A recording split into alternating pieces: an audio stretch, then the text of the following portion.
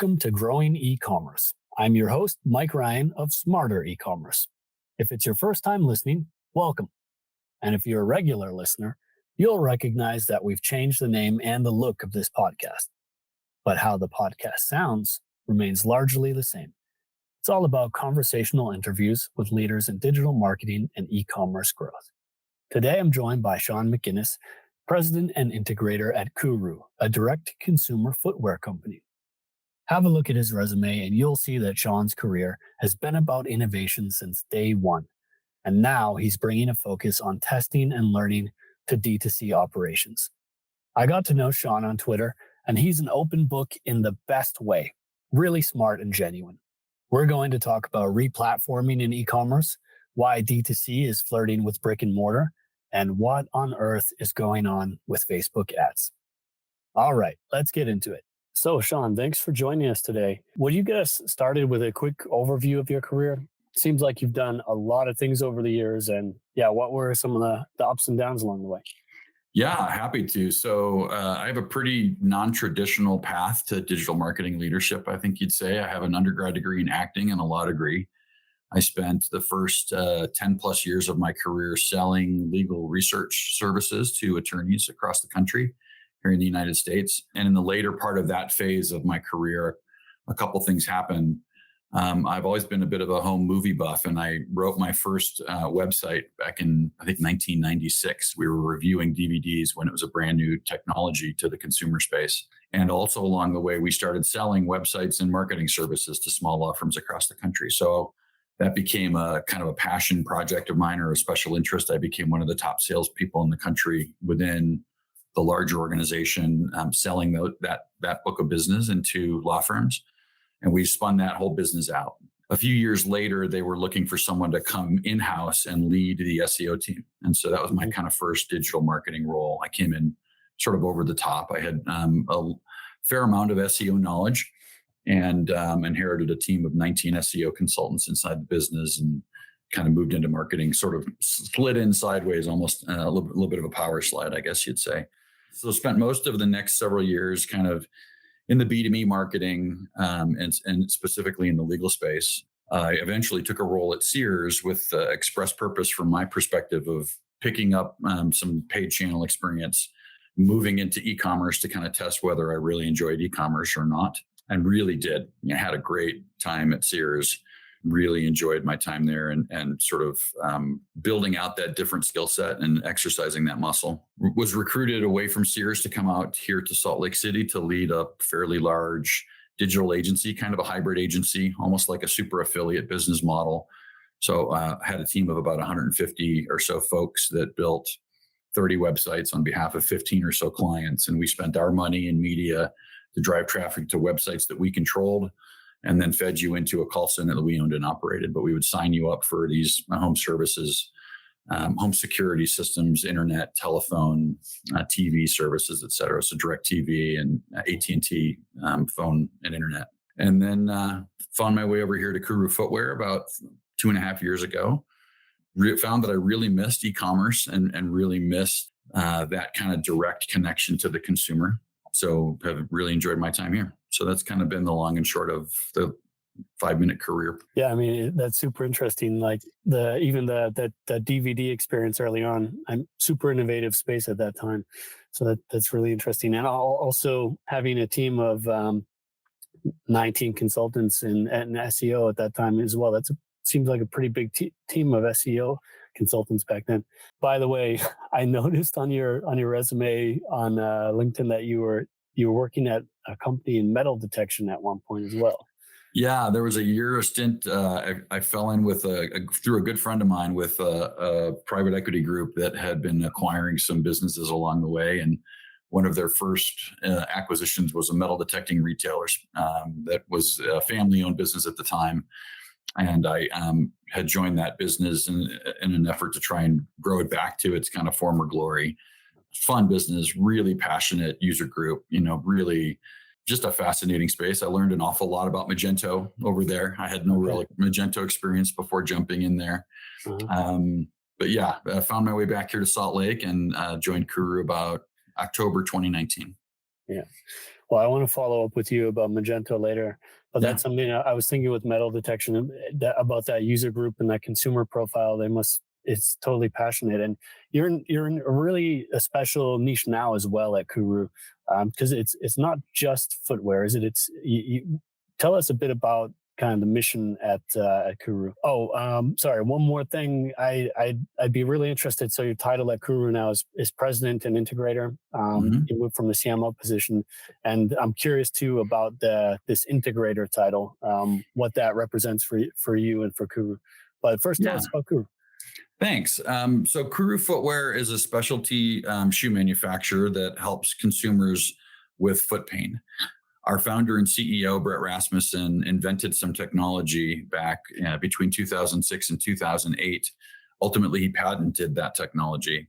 The initial kind of thesis of the business was he just wanted to make a better shoe. He wasn't really trying to, he didn't set out to solve for a foot pain problem. It just turns out that the technology that he invented genuinely does help with foot pain, particularly plantar fasciitis and any other kind of foot pain around the heel. But he invented kind of a whole system, and the our KURU sole technology is a special piece of plastic that sits embedded inside of the foam of the midsole.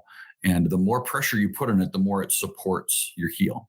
So it conforms to the shape of your heel. If you were to cut open most pairs of sneakers or shoes, they're flat on the inside. In fact, when you go to manufacture a shoe, the manufacturing process manufactures it around kind of a mold of a human foot. And almost every manufacturer, their mold, it's called a last, that's flat on the bottom. When we make our shoes, we insist that the mold it actually be shaped like a human foot. It drives manufacturers crazy because it's harder to build around something that's not stable, right? Yeah. The human foot is technically kind of not stable, right? It's rounded on the bottom. If you take a look at your foot, it's obvious it's not a flat surface. And so when you think about the way I always think about it in a very simplistic way, anytime a sphere or a round piece of material comes in contact with a flat surface, that sphere is the thing that gives. Right? Think about a golf ball on the face of a golf club, or a basketball bouncing against the floor, or a tennis ball, or anything like that. Baseball off of a baseball bat. The thing that compresses is the ball. Yeah. And that's kind of what happens to your foot over time, right? So imagine as an adult human, millions and millions of foot strikes. And what happens is the little nature shock absorber that sits below your heel bone tends to degrade and compress over time. And KURU sole technology dynamically supports and cups and protects that natural shock absorber. So we put your body in a position to heal itself. So the business has been around since 2008. He launched it right in the middle of the financial crisis. The original plan was a very traditional business model. He had orders from retailers. He was, exhibiting at the outdoor retailer show. And when Lehman Brothers declared bankruptcy, all those retailers pulled their orders, and we went and pivoted into a direct-to-consumer model. Oh, that's really interesting. The second part of your question about the integrator title. So we run KURU Footwear using a system called EOS, which stands for the Entrepreneurial Operating System. That's based on a book called Traction. So if you go to Amazon, you search up a book Traction. It's a really brilliant system that a lot of kind of small businesses are finding their way to and utilizing. It's 6 major components, and that system advocates for sort of a two-headed monster to kind of run the business. They call it the visionary and the integrator are the 2 words that they use. And so the visionary is usually the founder, not always, but that's usually a person who's thinking a little bit longer term. They're thinking 5 to 10 years out. They're thinking about product innovation roadmap. They're thinking about big relationships. Culture is usually a big one that they tend to own.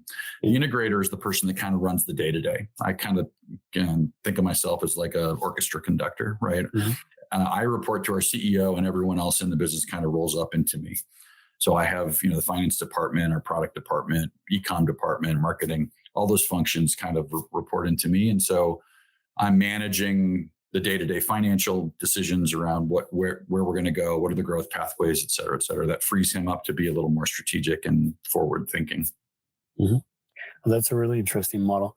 Thanks for letting me know about that. And it's so interesting also the way that the company stumbled into D2C as a business model. I've got a couple questions that come to my mind just quickly. Like, I could imagine that. I'll make a metaphor here. If like the BI tools out there, if one of their biggest competitors would be like spreadsheets, for example, Mhm.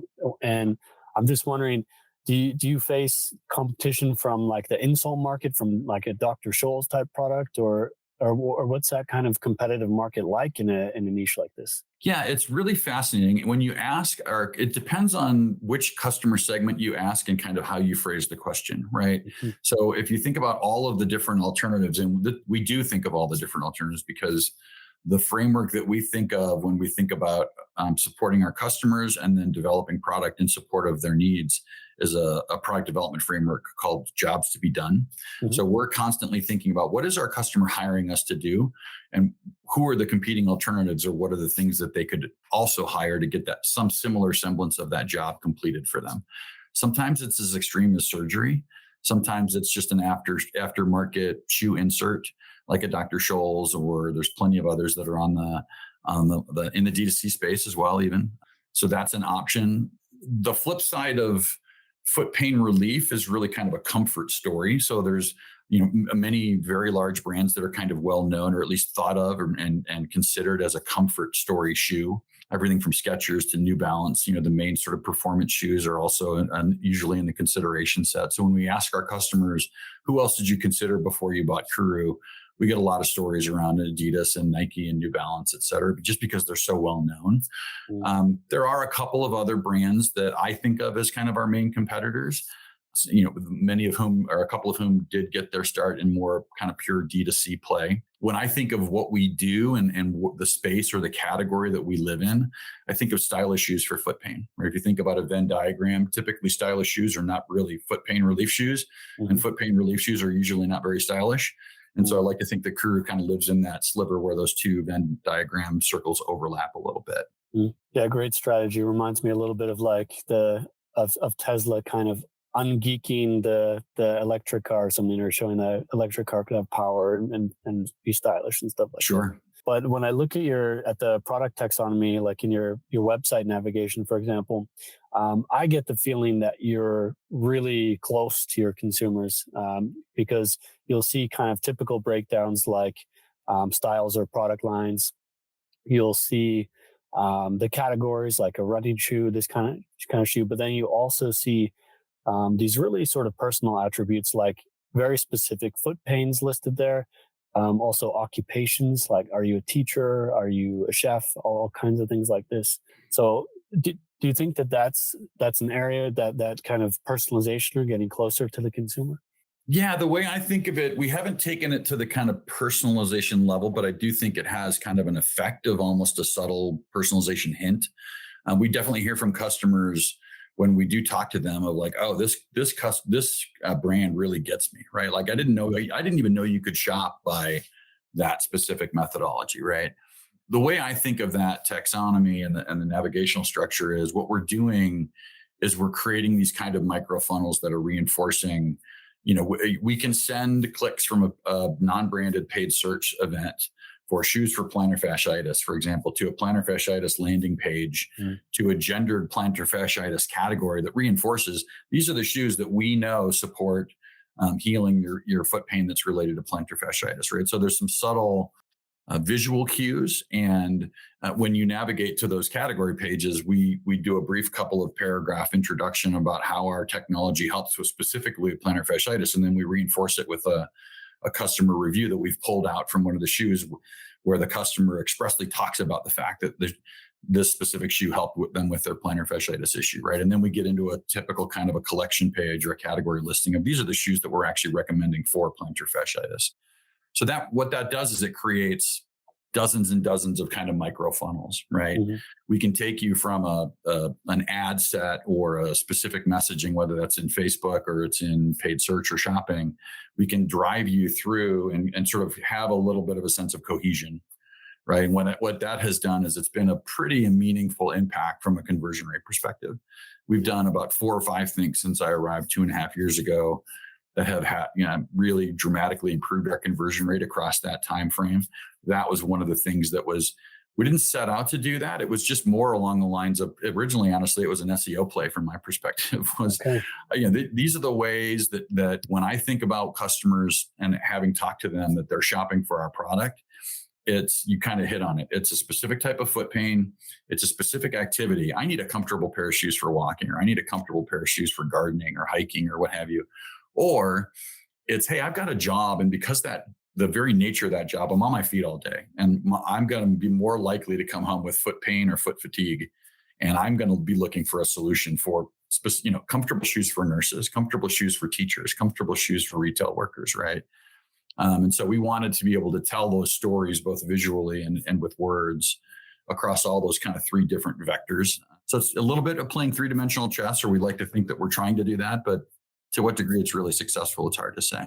Well, I like that. Yeah, maybe not personalization, but as you're describing it, this really kind of faceted targeting becomes possible.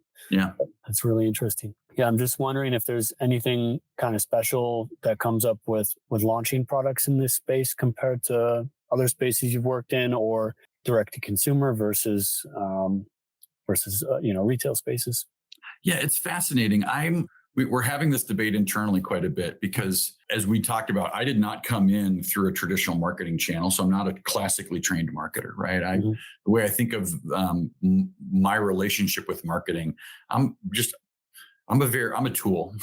My brain is a tool, and I'm a very functional marketer is kind of the way we refer to it in-house, right? And so like the whole notion of trying to build a bunch of excitement and awareness for a product, I'm kind of like, whatever. Like, let's put it on the site when it's right, when we get in the warehouse, and we'll blast an email out to our existing customers announcing the fact that we've just launched this new shoe and it's pretty cool, right? Like, and they're going to come back.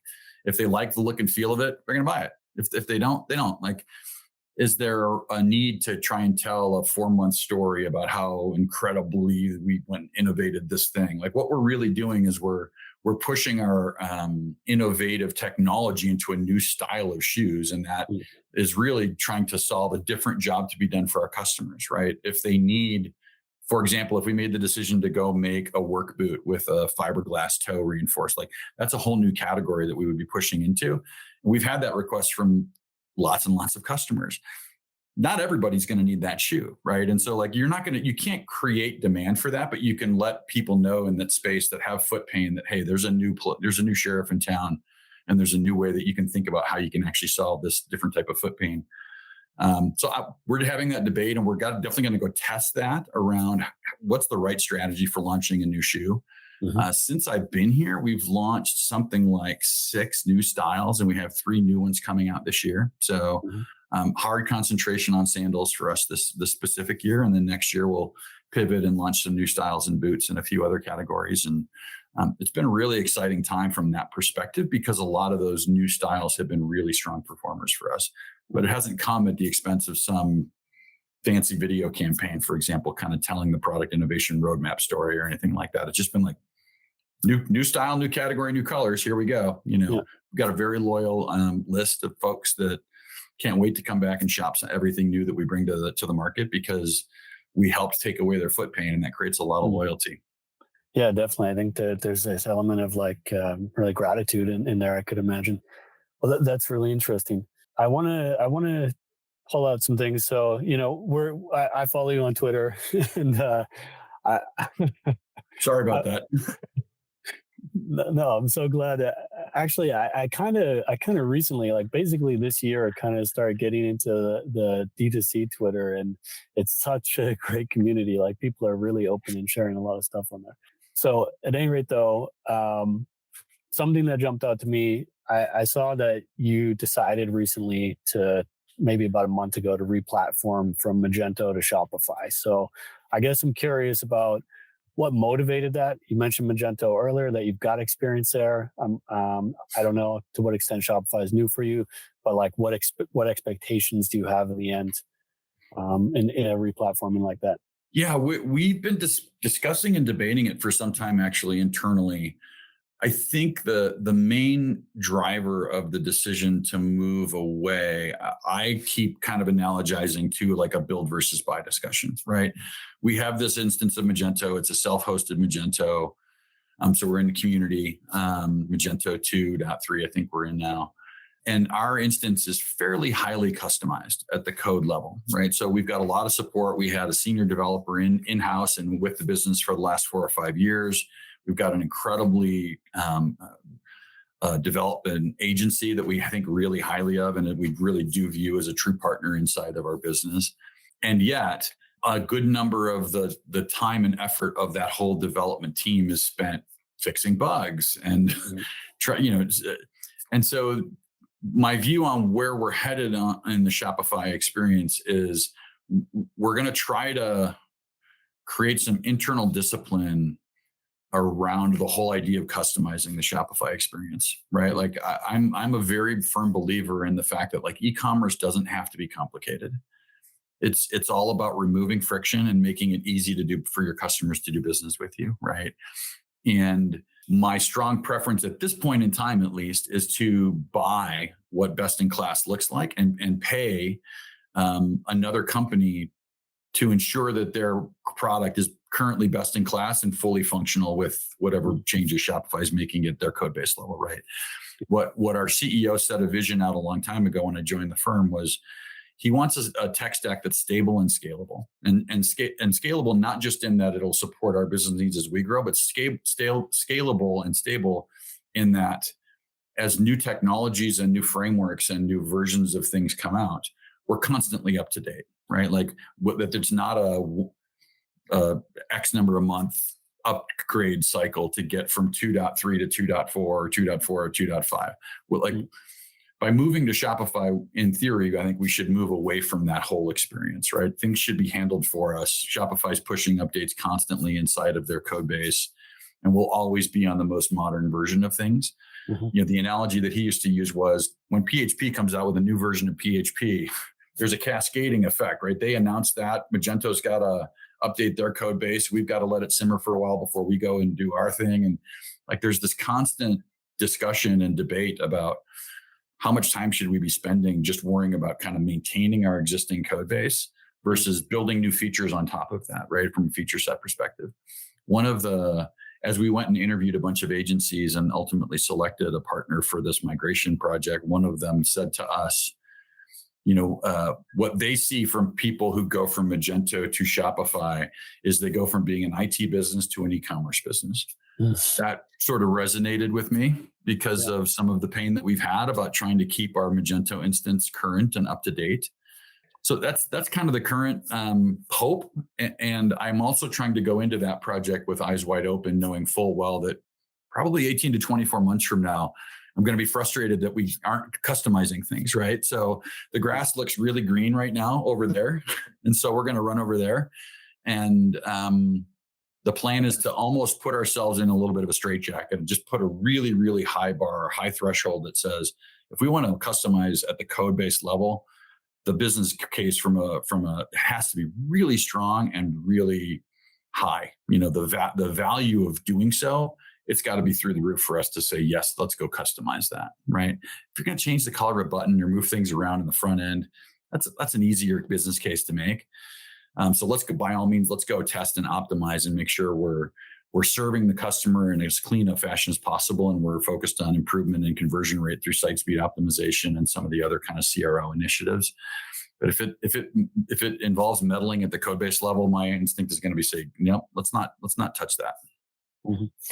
Yeah, I mean, I think that makes a lot of sense. And I've been seeing also like pushback against like the headless movement in general. Is that level of customization really needed? How big of a company do you need to have that this is a benefit? And just shouldering that technical debt and the burden there. I love that statement that you shared about moving from an IT company to an e-commerce company, because you can take those same technical resources that feel like bogged down and get them working on things that feel really exciting and incremental, and then just offload the technical debt and the code monkeying in that effect to the shop. Yeah, when we went and we just did a big upgrade project because we had a lot of technical debt. So we had migrated to Magento 2 in November 2017 and had not done an upgrade since that time.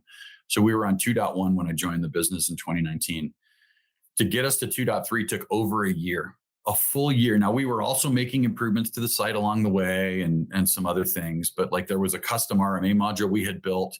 And so we had to go rewrite and refactor that from the ground up because what that was built upon also had been changed and needed to get, it just took too long. Yeah. It just, nothing should ever take that long if you can avoid it. Now, that our site is really stable and it has served us very well. The other thing that we were talking about just internally, the way I kept thinking about it was, and the initial conversation with the CEO was, hey, if you and I were to go start a business today at this level of sales, and we knew 100% this is the revenue we could generate, and we were starting that business from scratch, I am 100% certain that we would choose Shopify to go do that. Yeah.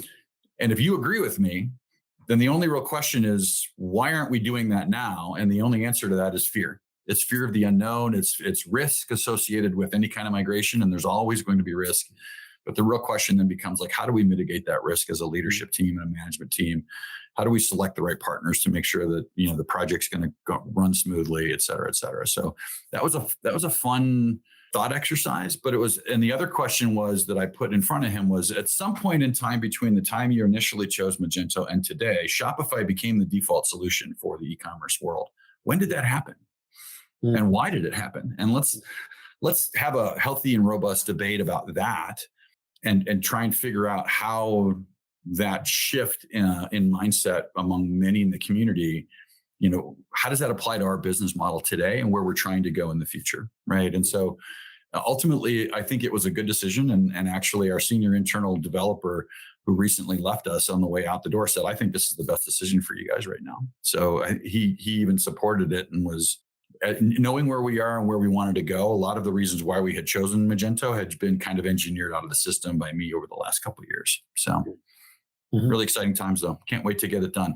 Yeah, that's awesome. And I think it's such an interesting statement that fear is the thing that stops you. Cause you have to just do this thought experiment. Like if we were starting from scratch, what would we do? And there's this kind of sunk cost fallacy, like, we've already invested this time and everything in there, but you just have to cut that away, because then look at the opportunity cost of that 1 year upgrade that you're mentioning. I mean, that's what you should be afraid of is the opportunity cost on something like that. What else could you have done in that year? Yes. Couldn't agree more. And ultimately as we sort of really debated it, he came to the conclusion, he's like, the thing that he realized was there's never a good time to do something like this. If you're killing it and you're absolutely growing dramatically, it's like, whoa, don't touch anything, right? Everything's going great. If you're missing numbers and you're slower than you wanted to be, don't touch anything, we're trying to claw back numbers. It's like, sooner or later, you just come to the conclusion that this major decision that you've made should last the business from like 3 to 5 years, right? And you shouldn't be quick to pull the trigger on any kind of change because it's just the new greatest flavor of whatever, But ultimately, I think looking at our Magento 2 instance, it has been 4 years or so that we've had it, and it has served us well. It's helped us really grow to the revenue and the volume that we're at, but it's just time. So we're really excited to get. We're about 3 weeks in already, and the team's cranking, and can't wait to get it done. Cool. Well, I'm wishing you a ton of luck and success with that. Thank you. You're welcome. I also saw. I'm going to dig up another tweet here. It's your worst nightmare come true. All those things I shouldn't have said on Twitter. Like I said, the DTC Twitter community is so open, and here's the price you pay for that openness. It seemed to me that you were kind of flirting with the idea of owning some retail space, and I don't know, if this is just kind of a twinkle in your eye at this point, or where you're thinking about this, but it catches my attention because we're definitely seeing that some D2C players out there are opening up their own stores and their spaces a bit more and more. And I've got my kind of ideas about why that happens. But I think you were asking for some experience, if anyone else has done that. And what are you finding so far? What are you thinking about this topic?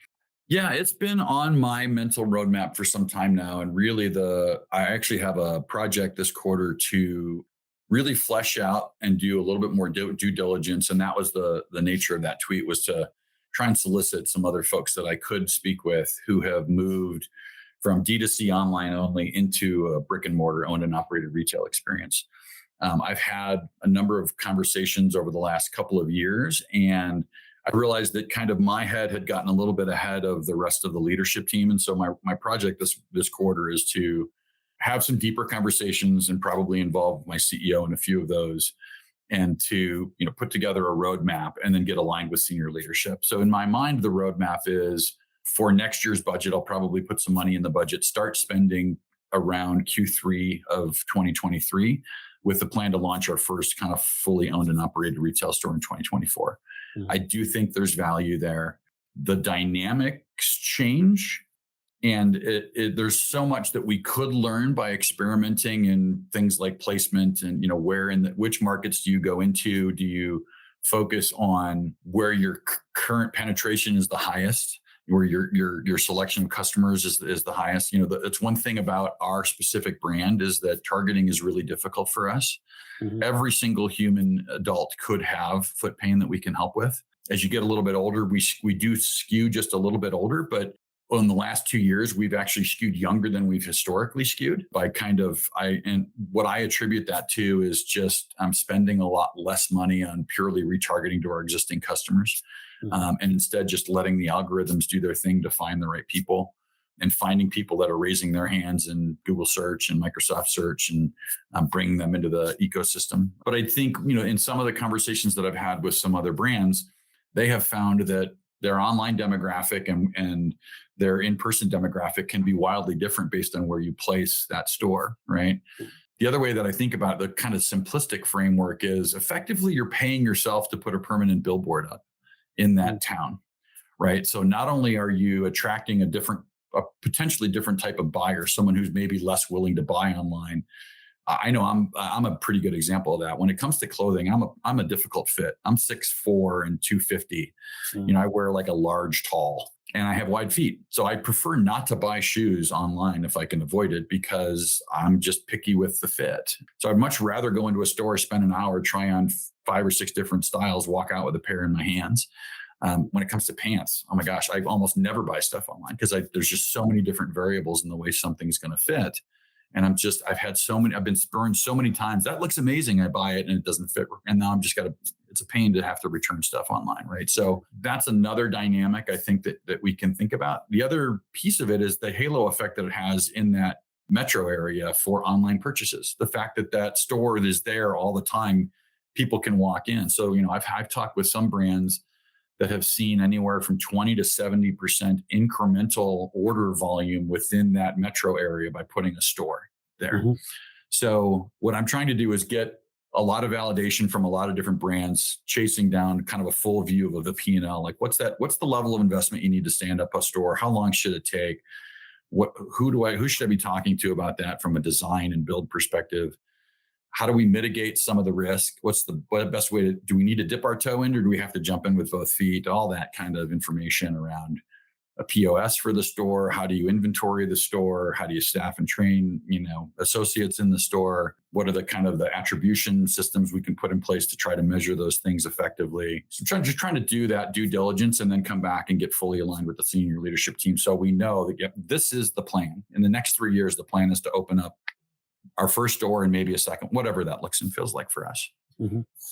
Yeah, that sounds like a super interesting challenge, and I think there are so many dimensions to it, like inventory, as you mentioned.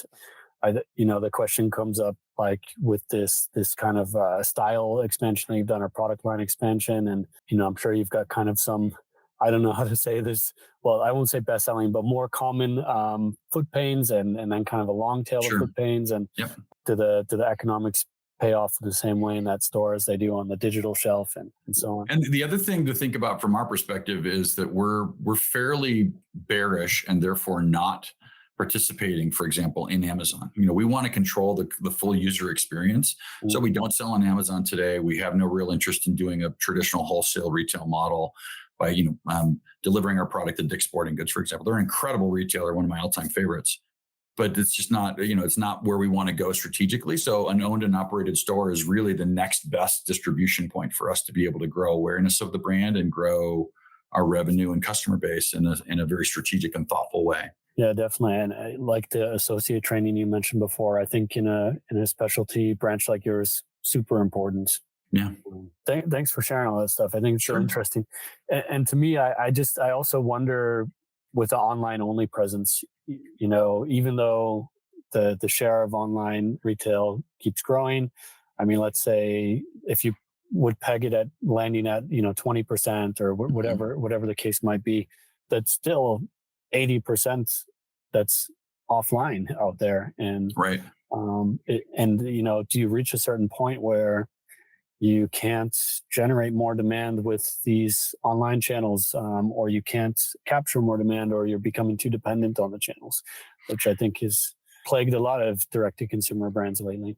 Yeah, it's a series of really interesting thought experiments, and ultimately, the big question is how do you grow brand awareness such that you're affecting the every customer touch point within the ecosystem that you're playing in today, right? So we're spending quite a bit of money in traditional digital channels. It's Google and Microsoft and Facebook, and those things have all of their attendant, click through rates and CPMs and CPCs and conversion rates, et cetera.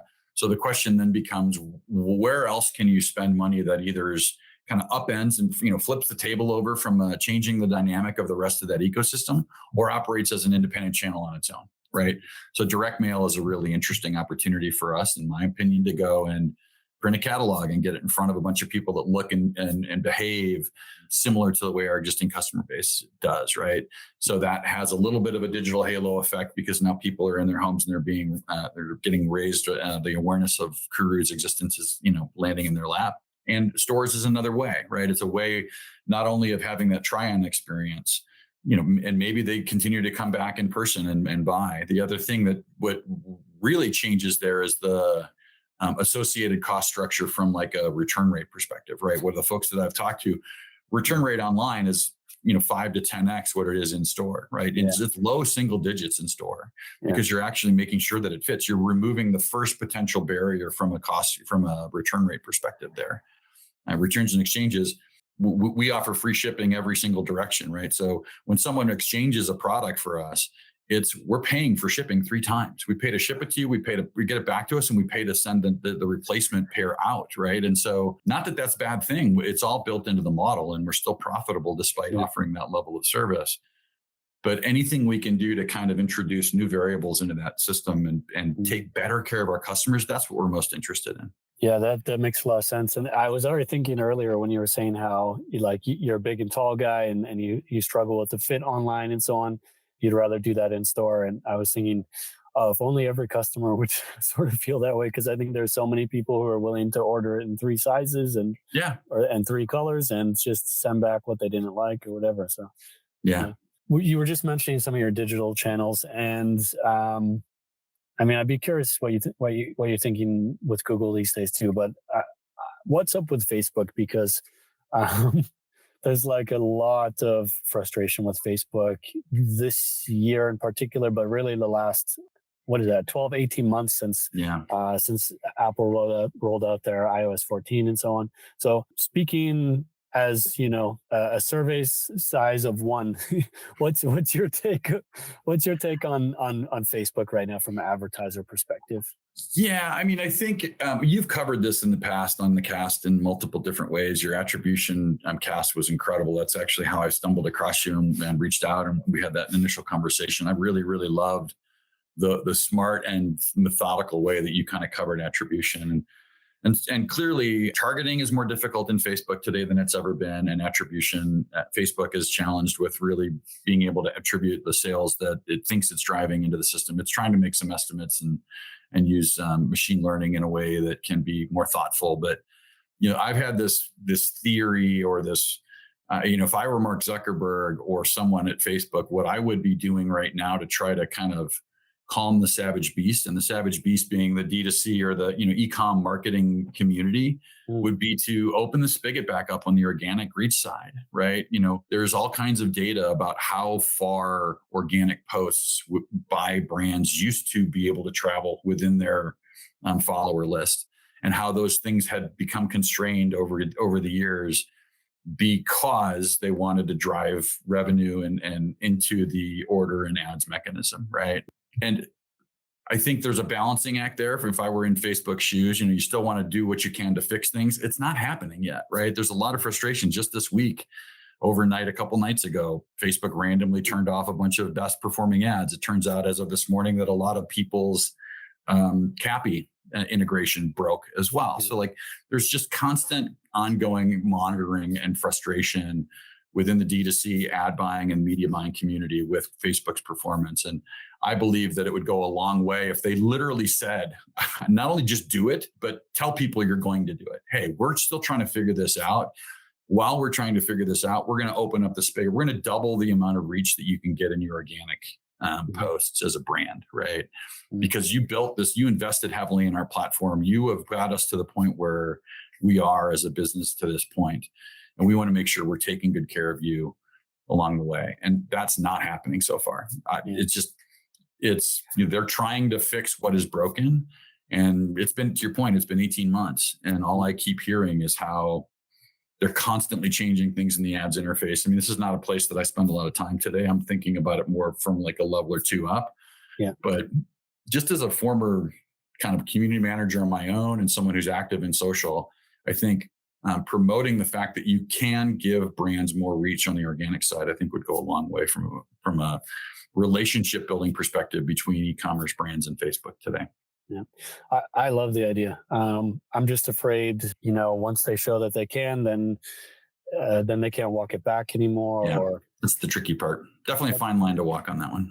But there's, they pay a price either way because there's a lot of conversation. I don't know to what extent people really put their money where their mouth is, but there's a lot of conversation about people reallocating that budget toward Google Ads or somewhere where they're feeling more satisfied.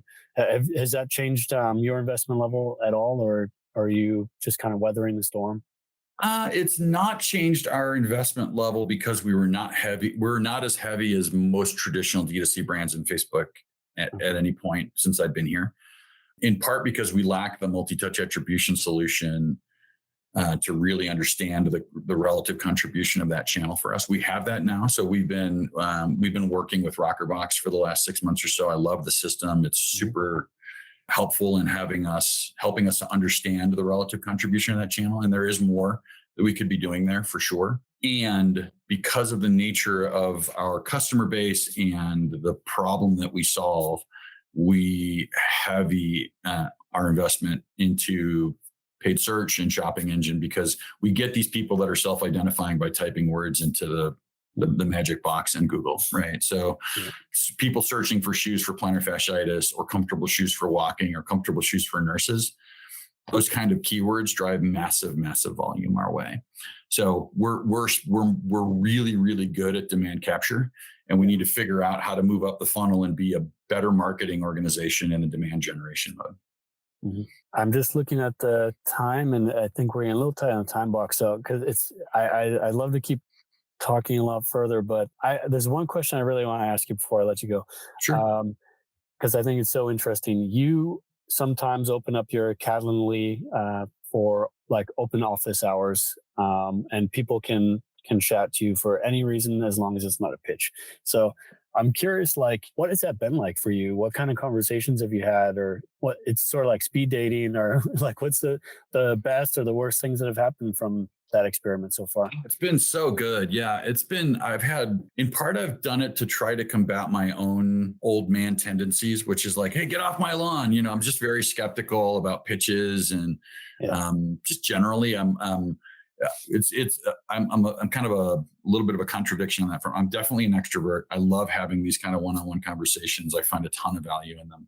And it's almost forced me to be more open. So I walk into every one of these meetings as like, an open book, and just being open and transparent and willing to have whatever conversation. I'd say 90% of them have been incredibly valuable to me. So it's been a very worthwhile exercise, I would say, both in kind of pushing my own boundaries, but also just in building one-on-one relationships with people that I didn't have the chance to chat with previously. You get to know someone on Twitter, and it's an avatar, and it's a lot of, typed and words, and it's not the same as spending time to actually get to know one even over Zoom. Right. Yeah. And so it's been a worthwhile exercise. I plan to continue it. I'm going to promote every time the calendar slows down a little bit. I'll promote it again on LinkedIn or on Twitter or on both.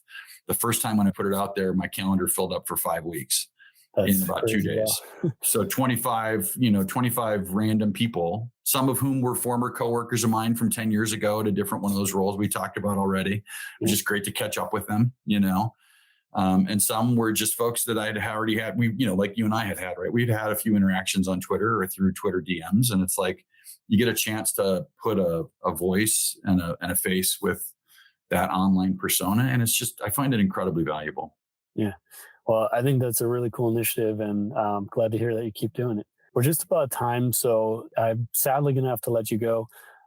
Just wanted to ask, is there anything that you want to plug or promote, or where can we find you? No, nothing that I can think of. I really appreciate the chance to speak with you today, Mike. It's been great. I'm a huge admirer of the podcast. I can't wait for your next podcast. It's on my short list of 5 to 10 e-com podcasts I listen to every week.